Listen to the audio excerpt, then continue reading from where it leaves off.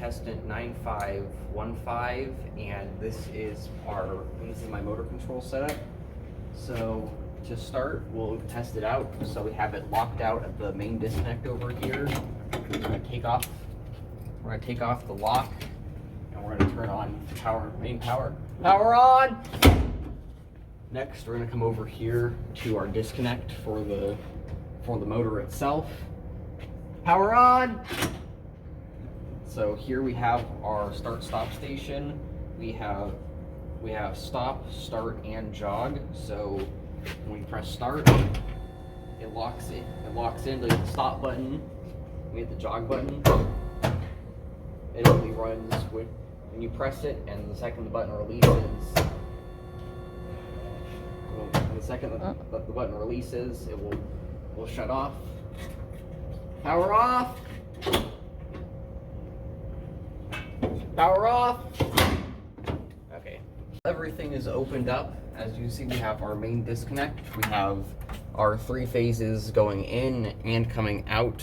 They go through this conduit right here, and then they split, and then 2 of the 3 phases split off from these wire nuts and come down to this transformer. For some reason, there was not a neutral ran in this panel, so we had to step down the 208 to 120 using a transformer. So we have those coming in on crimp-on connectors onto the primary, and coming out of the secondary. It goes back up this conduit along with the other 3 phases, and comes all the way over into this disconnect. Now this disconnect has the 3 phases that were on there, as well as the ground and the 2 and neutral and the 120 for the control power. All that runs down here and runs into here. We have our 120 volt hot coming into our stop button, which splits off into our start and jog buttons. And then on the output side, we have 2 wires from that, and as well as our power wires that go down, that come over into our motor starter. We have neutral comes all the way through and ties into the overload contact down here, as well goes into the overload contact down here. We have the wires run from here and here up into the coil.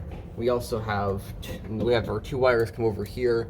One lands on the commonly auxiliary relay, and one lands on the normally open. So when you press the start button, it bypasses the auxiliary relay to initially pull in the coil, and then the normally closed, and then it starts flowing through the normally closed on the jog, which goes into the normally open on the auxiliary relay. Then we have our power our 3 phases coming out up through a flexible conduit and into here, where we have it wired up for a low voltage or 208 3-phase system into the top of the motor, with all of our motor windings connected according to the data sheet, right, or according to the plate right here.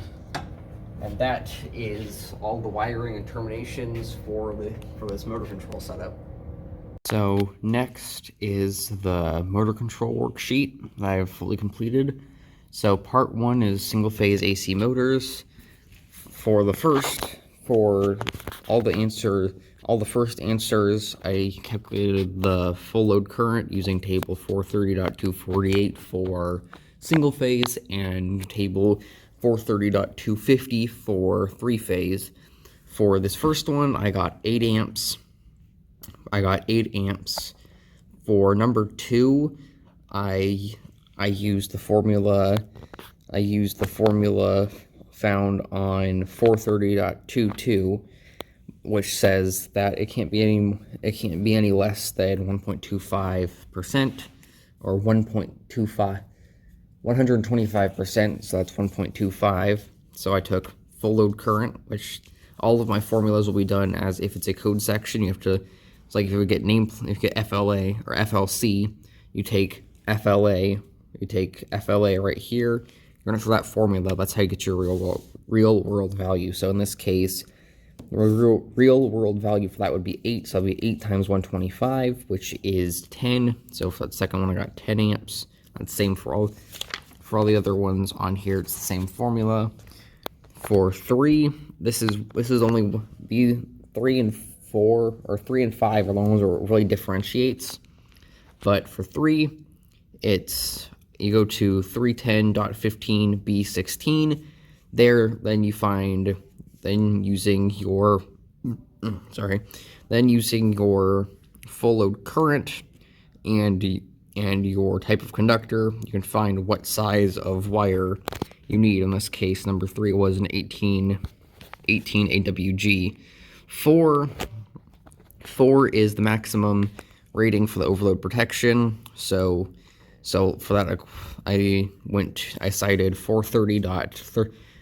It's a little bit messy, but 430.32A1, which you take your full load amps, not your full load current, times, and then the value you get from that table using I believe using your service factor and temperature rise, which in this case was 125%. So FLA was 7.2 times 1.25 gets you 9 amps. So it's the same for all the other. Oh, one more. So what is the maximum rating of the branch circuit, short circuit, and ground fault protection if a non-time delay fuse is used? This is the only other one where it differs. Like here, it's a non-time delay fuse. This one, it's an inverse time circuit breaker. That's the only thing where it really differentiates, but it's still all the same table. It's still all going to be 430.52. So in this case, 430.52. For the amperage that I need using my full load current, it would be 300%. 300% times 8, or 3 times 8 would give you 24, which is 24 amps. So that's the same formulas across all of them, except the only thing that's different is in 3-phase, you don't use 430.248, you use 430.250. So for 6, I got 30.8 amps. For 7, I got 38.5 amps. For 8, I got 10 AWG. For 9, I got 40 amps. And for 10, I got 77 amps on this one. Then we get into 3-phase motors. As you can see, it's 430.570 instead of 430.4.48. So for 11, I got 21 amps. For 12, I got 26.25 amps. It's supposed to say amps right there, so I have to write that in there. I forgot to put that on there, but that is in amps. 13 is 12 AWG. 14 is 23.75 amps. And 15 is 36.75 amps. Last motor is number 16 is 143 amps. 17 is 178.75 amps. 18 is 1/0, which I can't remember if that's in 1/0 AWG or just 1/0. And 19 is 168.75 amps. And then number 20, which is our final question, is 429 amps. And I forgot to put it in the video where I disassembled everything. I'm going to put up on screen now. Here's the actual motor nameplate. Here's the motor nameplate that was requested by the memo. As you can see, it is a 230 volt, 460 volt motor, depending on whether you're running it high or low. And then the amperages on it, if you're running it low, it's 3.2 amps, but if you're running it high, then it's 1.6 amps because there's more voltage, so there's less amperage. Yeah, besides that, not much else. That's the end of this video, and yeah, that's about it. Thanks for watching.